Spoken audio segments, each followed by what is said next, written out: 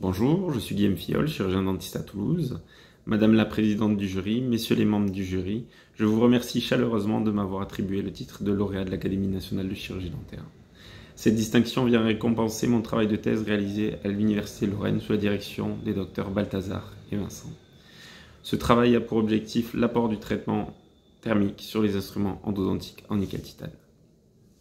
Nous nous intéresserons donc aux instruments de mise en forme canalaire qui peuvent se présenter sous forme de séquences ou d'instruments uniques. L'apparition du NITI en endodontie a marqué une vraie révolution à laquelle de nombreuses évolutions ont succédé, telles que la géométrie instrumentale, la dynamique instrumentale et l'amélioration de l'alliage par des traitements thermomécaniques. Malgré l'accélération et la rationalisation des modes opératoires, de la prévisibilité et de l'efficacité du traitement, les instruments endodontiques en nickel-titane restent sujets à la rupture instrumentale, que ce soit par fatigue ou torsion. De plus, leur flexibilité réduite lorsque la conicité augmente pourrait être à l'origine d'erreurs iatrogènes. Ainsi, ces deux phénomènes pourraient compromettre le pronostic du traitement canalaire. Pour pallier à cette problématique, les industriels ont développé de nouveaux alliages de NITI par l'application de traitements thermomécaniques. Suivant les traitements mis en application, les instruments retrouveront des propriétés superélastiques ou à mémoire de forme. Les traitements thermiques sont des procédés métallurgiques de cycle thermique ayant pour but de modifier la microstructure cristalline de l'alliage pour améliorer les propriétés mécaniques. Parmi les traitements thermiques pré-usinage, nous pouvons retrouver le recuit, la trempe ou encore le revenu. Quant aux traitements thermiques post-usinage, ils sont soumis à la propriété intellectuelle des fabricants.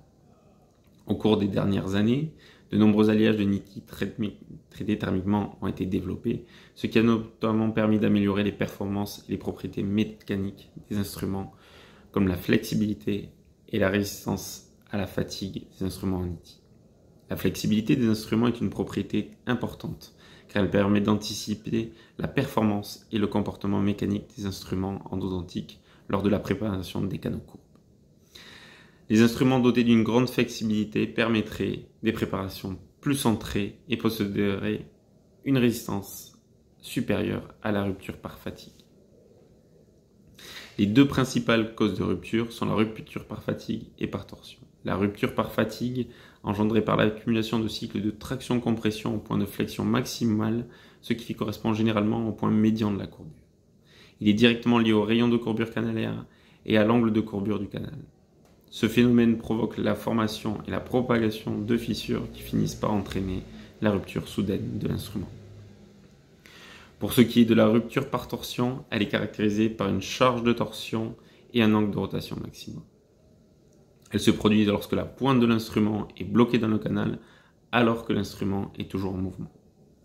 Ainsi, si le couple de rotation dépasse la limite élastique de l'alliage, la lime va se déformer plastiquement. Si la contrainte est maintenue, elle va provoquer la rupture de la lime. Dans la dernière partie de la thèse, un projet de recherche qui est en cours de réalisation au laboratoire d'études des microstructures et de mécanique des matériaux traite de l'influence des différents traitements thermiques sur la résistance à la rupture par fatigue des instruments OneShape et OneCurve. Premièrement, l'étude a consisté à analyser les instruments OneShape et OneCurve au profilomètre, au goniomètre, au microscope électronique à balayage, par spectrométrie ou encore par calorimétrie.